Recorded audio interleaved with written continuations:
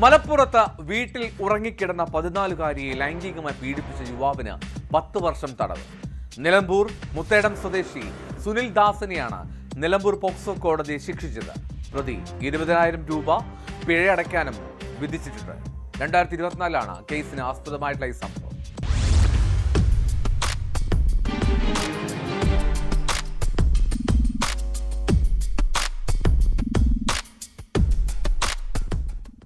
വയസ്സുള്ള പ്രായപൂർത്തിയാകാത്ത പെൺകുട്ടി വീട്ടിൽ ഉറങ്ങിക്കിടക്കുമ്പോൾ അതിക്രമിച്ചു കയറി ലൈംഗികാതിക്രമം നടത്തിയെന്ന കേസിലാണ് നിലമ്പൂർ അതിവേഗ പോക്സോ കോടതി ശിക്ഷ വിധിച്ചത്. നിലമ്പൂർ മൂത്തേടം സ്വദേശി പൂങ്ങോടൻ സുനിൽദാസ് എന്ന 37-കാരന് 10 വർഷം തടവും 20,000 രൂപ പിഴയടയ്ക്കാനുമാണ് കോടതി ശിക്ഷ വിധിച്ചത്. പിഴയടച്ചില്ലെങ്കിൽ 6 മാസം കൂടി അധിക തടവ് അനുഭവിക്കണം. നിലമ്പൂർ അതിവേഗ കോടതി ജഡ്ജി KP ജോയിയുടേതാണ് ഉത്തരവ്.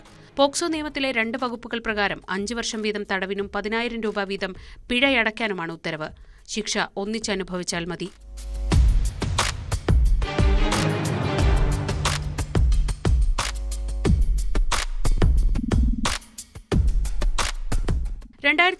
സെപ്റ്റംബർ 30-നും 2024 ജനുവരിയിലുമായി 3 തവണയാണ് ലൈംഗികാതിക്രമം നടന്നത്.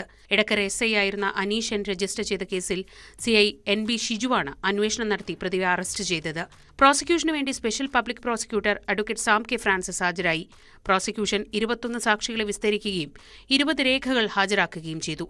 പ്രതിയെ ശിക്ഷ അനുഭവിക്കുന്നതിനായി തവനൂർ ജയിലിലേക്ക് അയച്ചു.